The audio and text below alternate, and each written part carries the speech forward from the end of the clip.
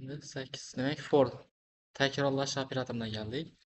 Endi for dedik. For yordamida bizlar sikl yaratishimiz mumkin. Sikl degani misol uchun men kod yozib turibman. Bir kodimni 10 marta yozmay turib, bir qator kod yozib turib, shu qatorni 10 marta takrorlab ber deyishim mumkin. Tushundingmi? Shu narsa uchun endi bizlar sikl ishlatamiz. Demak, sikl kodimizni biror bir qismini bir necha marta takrorlash talab etilishi mumkin. Misol uchun ro'yxatning ichidagi har bir elementni toza qatordan chiqarajakman konsolga yoki har birini kvadratga oshirajakman.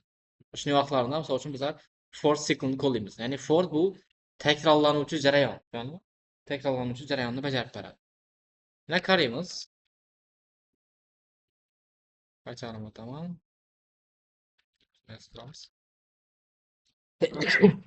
Rahmat. Toza ro'yxat yaratdim, Nodiya. Mehmonlarni ham ro'yxat yaratdim, to'g'rimi? Rahmat. İçində elementlər bor ekan. Apostroflarni doğrulab beraman. 4 tane ism turibdi ichida.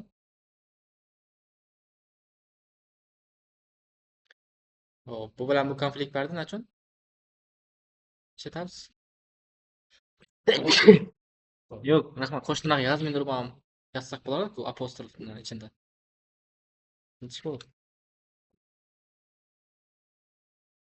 Böyle backslash yozsak bo'larmidi? Shundan ham xato beribdikmi? Ha, buniki xato, shuning uchun shunday bo'lib turibdi. Ha, bo'ldi. Demak, 4 tane ism turibdi. Men shu an siklashib turibman. Qarang, siklning sintaksisini chek. For ingliz tilida uchun deb tarjima etiladi-ku, to'g'rimi? For mehmonlarimiz nima o'yna bu? Yana bu dapadagi o'zgaruvchi. Mehmonlardan har birini nima o'ylasin? Mehmonni ham o'zgaruvchi. Bu libo o'zgaruvchi bo'lishi mumkin. A bo'lishi mumkin. B bo'lishi mumkin. Farqi yo'q. Просто yana bu list yaratgan vaqtda masalan aytganman, ko'plikda barakatina deganman, to'g'rimi? Misol uchun kar dami, kar istab turib. Misol uchun mehmon dami, nachun mehmonlar deb qo'yibman. Bu odi bilan ro'yxatning ichida bir necha element bo'ladi-da. Bu birdan elementni shuni topmaydi, ko'p holatda. Shuning uchun ko'plikda beriladi. La qo'shimchasi bilan inglizcha bo'lsa es beriladi. Men demak mehmonni o'zgartirib turibman, sog' bo'l. Print mehmonni chiqar deb turibman. Ram beraman. Mana Jonibek, Temurbek, Jalolbek, O'tkirbek 4 tane ism chatda toza qatordan chiqib turibdi. Chunki bu yerda print yozib turibman. Sintaksini ekan top bilan yozib turibman. Demak, bu yerda elimda bir dona top bor. Top degani shu belgi, bilasan. Katta bo'shliq ochib qo'ydim. Demak, shu siklning ichida bo'lsa, nima bildirar ekan? Shu siklga taalluqli ekanligini bildirib beradi. Ichida ekan. Tushuntirdim. Endi keyingisida shu 3-1-2 dona printni olaman. Buni o'rnidan shuni yozamiz. Nechi bo'ldi? Hurmatli. Hozir bu yerda sikl necha marta aylanadi? Shu yerda. Sikl necha marta davom etadi? 4 marta. Chunki ichida 4 ta element bormi? 4 marta sikl aylanadidan shu yerda do'q deydi. Birinchi marta sikl nima teng bo'ladi? Jonibek, ya'ni ishlatadi bu mehmonlar ro'yxatdan birinchisini kirqib ol deydi. Ya'ni 0-indeksdagini. Jonibek, bu yerdan hurmatli Jonibek, sizni 20-mart kuni oshga taklif qilamiz deb aytadi. Keyin hurmat bilan Palonchiyev va oilasi. Mana shu ikki gapni necha marta takrorlab beradi? 4 marta har bir ism uchun отдельно deydi.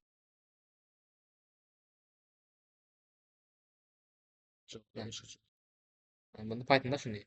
Hurmatli Jonibek, hurmatli Temurbek, hurmatli Jalolbek, hurmatli O'tkirбек deb har birine ikki gapni qaytaradi. Agar men shu yerda siklni bilmasam, ana shu ikki dona printni beraman, har birini oldini yozib chiqqan bo'ladi, to'g'rimi? Birinchi uchun. Va shunda menda 8 qator kod lishniy bo'lardi yana. Hozir bunda esa bir ro'yxat ochib turibman, shu ro'yxatda sikllantirib berdim. Temur tushundingmi? Keyin agar ikki dona printda shu printni chapga surmasam, o'ngga surmasam chiqib oladi. Xato beradi. Chunki siklning ichida, ya'ni siklning tanasida aytiladi-da bu narsa. Siklning tanasida хотя бы bir narsa bo'lishi kerak, bir ifoda bo'lishi kerak. Bunday holatda error beradi. Buni sursam-da, bir tab qo'ysam. Bunda error beradi. Chunki birinchi tanasi ishlashi kerak. Bu yerda hozir 3-qator kod xato-ku. Suraman. Bundan chiqib oladi endi. Ishlab chiqadi javob. Tushunamidi? Chiqib oladi. Nima chiqadi? Yo'q, nima chiqadi shuni aytinglar qani chiquvchi javobni. Nima necha marta chiqadi? Bunda hozir har birini nima deb aytamiz shunda hozir yana? Hurmatli Temurbek, Jalolbek, Jonobek, O'tkirbek deb turib oshga taklif qilamiz. Hurmat bilan Planshet oilasida ham yana chiqamiz har biri uchun. Hm? Aytadi. Siklning tanasida nima turibdi hozir? 3-chi qatordagi kod turibmi? Hurmatli yani. 6-chi, 4-chi qatordagina siklning tanasida turibmi u? Siklning tanasi emas, bu chap tarafida yetib turibdi, to'g'rimi? Demak, bu siklning tanasi ina beracha u, bo'ldi. Demak, bu sikl tamom bo'lincha aylanadi. Oxirgi print esa oddiy print u. Buncha marta chiqadi, oxirida bir marta chiqadi. Taklif qilamiz yana 4 marta chiqadi. Har bir ism uchun 4-chi qatorga kod esa oxirida bir marta ishlaydi. Bu oddiy print shu. Avval yozib bergan printlarimiz içinde emas-ku bu. Xo'p, bera birdan enter tashlasammi? Nima chiqadi? Yana shu narsa chiqadi. U enter tashlagan farqi yo'q. Python birgina boshqa dasturlashtirishlardan farq atadigan chiqadi. Python tabulationlarga asoslangan, bo'sh joylarga asoslangan. Bo'sh joylar ya'ni o'rtadagi bo'shliq emas. Aynan chap bilan o'ng farq atadi. Hozir yana shu javob chiqadi. U o'rtasida bo'sh joy farqi yo'q endi. Aldan birdan probay qo'ysammi? Bunda xato beradi. Chunki o'ng bilan chapga uni birdan probay qo'yib bilmaymiz hech qachon. Xato beradi. Chap tarafga deyib turish kerak hamma kodlarimiz. C++da, Javada nuqtalar virgul qo'yib turib, yonboshini yozib ketaverasan-ku. Bunda uni emas. Enter bosib yoziladi har bir narsa. Tab bilan turish kerak bo'lsa, tab bilan turadi.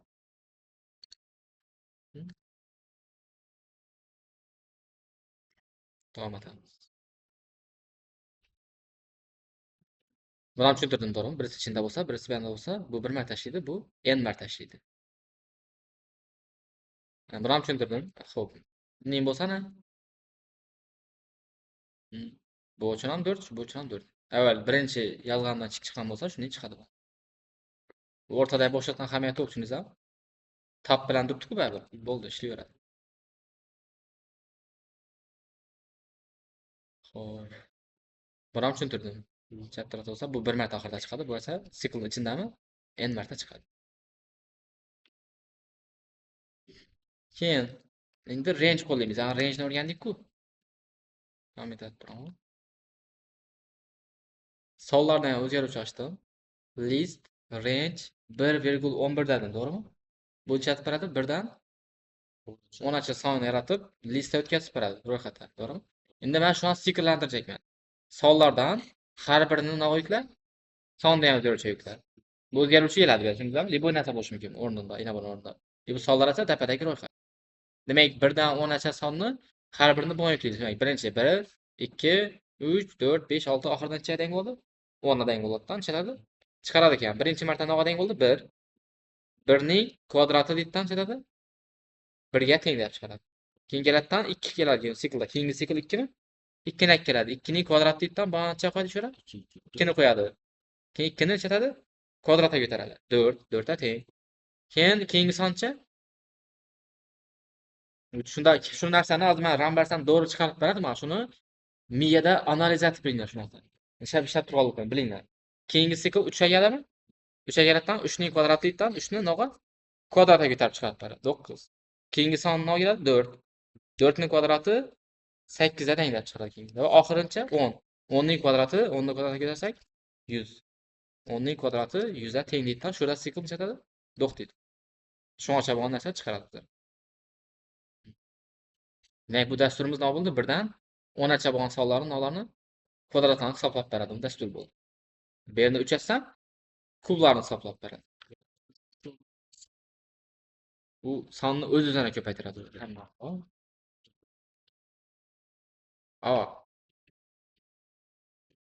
Bilsang ham bor.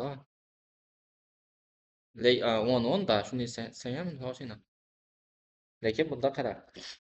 Sonni sana ko'paytirsin degan vaqtimda son misol uchun bera necha chiqdi-na? 1 niki 1, 2 niki 4, 4 niki 27, 4 niki 256 boshqacha chiqadi bera, ko'ring. 5 niki boshqacha.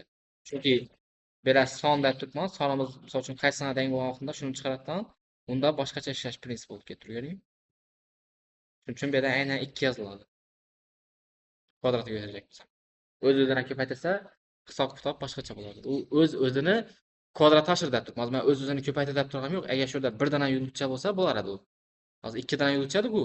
Bu degani 10 ni 10-chi darajaga oshirib ber deb turibdi bu yerda. Bunday desang kvadrat bo'ladi lekin bir dona yulduchcha bo'lsa.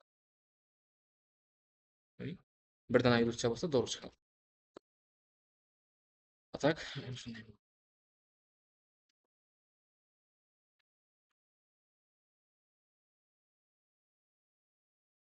Keyin do'stlar degan ro'yxat yaratdim. Inglizda.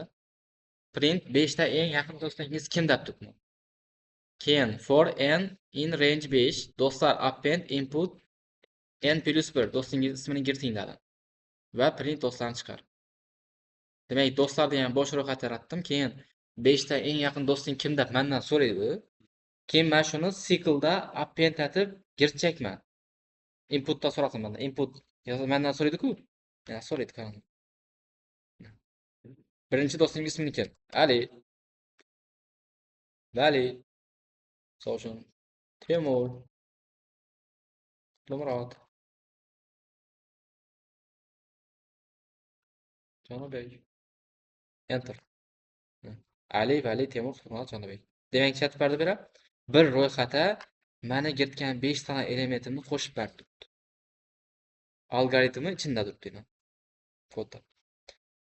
Bu ikkisi oddiy gap boshdagi. Bo'sh ro'yxatdan ochib oldim. Keyin range qo'llab turibman. For n in range 5. Range 5 bo'lsa 0 dan nechacha? 5gacha. 5 ni o'zgarmaydi. Har birini nima yuklaydi? Son. Yana yuklaydi. 0.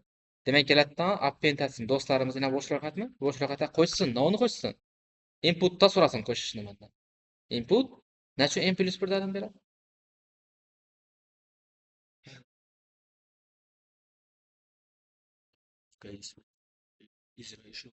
Yo'q, n plus 1 degani faqatgina mana inabedagi sonni chiqarish uchun yozib turibman uni bu yerda. Birinchini yerda aytib turibman. Bu 2 ga o'tish uchun yozib turibman. Nachun n plus 1 da men n desam ham meni bu yerda son keladi-ku. Nachun 1 deb ketdim. N plus da men n desam ham bu yerda range da baribir o'zgaradi-ku son. Nachun plus 1 deb turibman. Axir bunday desam ham bir qo'shib boradi. Chunki sonni sikl o'zgarib turibdi-ku. Sabab boshqa joyida. Range 5 desam nechadan boshlaydi u? 1 dan 0 dan boshlaydi. Chunki bera keladida 0-chi do'sting ismini kiritsa u noqulay narsa-ku, to'g'ri gamidon narsa, to'g'ri? Sen sanaganda 1 2 3 deb sanaysan-ku. Shuning uchun 0 dan boshlaganlik uchun ustidan olib qo'shib ketib turibman. 1, ya'ni 0 bo'lmoqda 1 bo'ladi, 1 bo'lmoqda 2 va agar yana shu n plus 1 dan desam bu 0 4 ta tamom bo'lib qoladi. Lekin 4 bo'lmoqda nima deb ko'rsatadi bu? 5 deb aytib beradi. Shu uchun shu maqsadda turibmiz bu ishni. Bo'ldi, boshqa joydan. Savollar bormi? Men tushuntirdim bu narsani. Da shu maqsadda n plus 1 aytib turibman. Xo'p, endi sizlar savol berasizlar. For bir son sikl ochaman. I misol uchun range 5 53 virgul misol uchun 165 virgul 4 dan. Yana shu sikl emas, sizlar misol uchun 53 plus 165 virgul 4 degani o'zi nima degani range da shu sikl yo'q yaxshi. Nima degan gap o'zi shu? 5gacha, to'g'ri? Shunda osimda turibman. 165 ni o'zi kirmaydi. Mabodo 4 ni qo'shmoq 163 bo'lib ketsa, uni o'zi kirmaydi. Xo'p, shu yerda sizlarga savol. Shu 53 dan 165gacha 4 qadam bilan necha son bor? Nechadan son chiqadi shuning uchun? Agar matematikani bilsangizlar, matematikadagi bu arifmetik progressiya bo'lib turibdi. O'tganmizmi? Arifmetik progressiya, ya'ni 4 dan qo'shilib boradi. Sizlarga savol berdim. Misol uchun, dasturlashni bilmaysan. Qog'oz ruchka bor, qo'limda tasavvurat 53 dan 165gacha 4 qadam bilan hisoblagan vaqtimda nechadan son chiqadi shuning ichidan? Bilasizmi? Nechadan son chiqadi? Yo'q, 10 20. Shuni konkretniy, misol uchun 53 dan 165gacha 4 qadam bilan mana konkretniy javob berishingiz kerak. Bu 4 dan qo'shib borsa ko'p chiqadi bu yerda. 165gacha. Agar 10 qadam bilan qo'sh desa 60, 70, 80, 90, 100, 110, 120, 130, 140, 150, 160 deb 11, 12 deb aytishim mumkin edi. 4 qadam bilan haqiqiy hisob kitob aytish kerak. Hisob hisoblayman. Hisob o'rnatdim. Endi shu narsani dasturlashda toptirsak bo'ladi. Shuni ochayman masalan for i in range deyman. I ham shu o'zgaruvchi bu yerda, tushundingizmi? Xo'p, 4 qadam bilan boshda o'zini ko'radi. Print i ni chiqar deyman. No sollar chiqishini ko'ring mana. Ko'rdingizmi? 4 qadam bilan qo'shdi, ya'ni ichida son chiqdimi? Buni sonni bilamiz-ku bizlar. 1 2 3 deb sanab chiqib o'tirman-ku. Shu narsa uchun bizlar счетчик yaratib ketsak bo'ladi. Счетчикlarni hisoblaydigan narsa. Dapada misol uchun k dan o'zgaruvchi ochaman. K dan 0. Sikl aylangan vaqtda deyman. K har safar o'zini ustidan plus i ni qo'shib, plus i emas. Plus 1 ni qo'shib borsin deyman shu. K dan k plus 1. Ya'ni shu yerda k sikldan necha marta aylanganligini sanab berib turadi. Tushundingizmi? Sikl necha marta aylansa ham o'z ustidan nima qo'shib boradi bu? 1 ni qo'shib boradi. Boshda 1 bo'ladi, sikl ikkinchi marta aylangan vaqtda 2, uchinchi marta aylangan vaqtda 3. Bu degani mana siklning necha marta aylanganligini hisob beradi, hisoblab beradi. Bu print i bizlar ahamiyatsiz ham, o'chirib tashlab bo'laveradi. Demak, shu yerdan topamiz necha marta aylanganligini. Nereda? Buni print etmadik-ku buni. Printni oxirida chiqaraman. Aynan bundan keyin oxirida yozamiz. Siklning ichida yozmayman. Agar siklning ichida yozsam 1 2 3 deb sanab tashlaydi u. Mana oxirida k ni javobini chiqarib qo'ysin. Demak 161 dan keyin chiqadi-da hozir javobini. Necha marta aylanibdi? 28 marta aylanibdi. Endi men endi shu narsani oldina qo'yib qo'ysam bo'ladi. 1 2 3 deb qo'ysam bo'ladi. Bu uchun aytaman. Bu uchun yo'q, so'ralmaysiz. F string yozamiz. F string ichida buni ishlatamiz. O'zgaruvchi chaqiramiz i ni, to'g'rimi? Keyin oldindan olib qo'yaman. K ni chaqiramiz. K ku hisoblab berib turadi. Keyin 2 nuqta qo'yib beraman. 1 2 3 deb aytib beradi. 1 53, 2 da 57. Olasam chiziqcha qo'y, farqi yo'q. Keyin nuqta qo'y. Nuqta qo'ysak sal boshqacha bo'lib ketadi. Shunday ko'rib o'tamiz. Sikl birinchi marta aylangan vaqtda 53 dan bo'ldi, ikkinchi marta aylangan vaqtda 57 ga 4 qadam bilan qo'y. Va oxiridan-chi 28-da 165 dan bo'ldi, sikl shu yerda to'xtadi. Bu yerda bu ana printni kani chiqarish ham shart emas. Shunday holatda hisoblanadi. Tushundingizmi? 2 mavzu o'tdim demaysizlar, a? Xo'p, sizlarga vazifa bo'ladi endi. O'tgan darsda vazifasini tekshiraman. Shu o'tilgan mavzular bo'yicha savol-javob ham aytaman. 5-kun, tushundingmi? Xo'p, sizlarga vazifa W surishsa giramiz yana.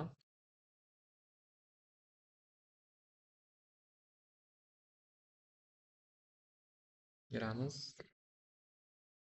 Bu yerdan Python tapaslar. Shu yerda list ham bo'lim bor. List yozam. List bo'lim tapaslardan shu yerda list metodi ham bor. Yana string metodlarini o'tgan darsda bardimmi? List metodlarini beraman. Ko'p emas bu.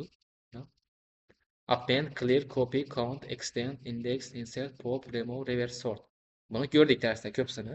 Ko'rmaganlarimiz ham bor. Ko'rmaganlarimiz shu ichine girib o'rganasizlar. Buni demak har biridan 2 misoldan. Ya'ni olasan, buni kopiya etasandan paycharmni tashlab, komment etib, teyindan 2 misol shu uchun, har bir metod uchun. Ishlanishini tushunmasang, ichine girib ko'rsang, misol berib qo'yibdi. Shuni qaratib o'rgansang ham bo'ladi, qarab. Xo'p, buni linkini tashlaymiz. Tashlayman.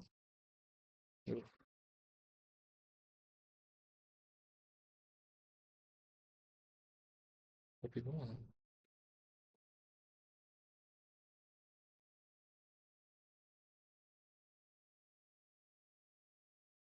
Biz metodlariga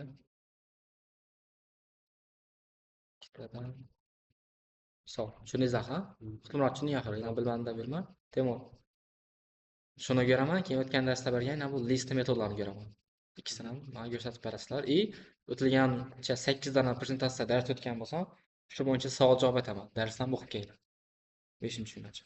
Keyin mahur devlar ham shu joygacha ko'rib kelasizlar. Shu darsgacha. Men o'tgan yerimgacha, tushunarlimi? Shu o'zi mavzusi berilgan shunday mavzu, shungacha o'qib o'rganib ko'rib kelasizlar videoda. Meni tashlagan videomdan uyga borib takrorlab ko'ringlar. Hozir yozgan kodimdan 12gacha o'tirib yozdim. Bugungi darsdan keyin.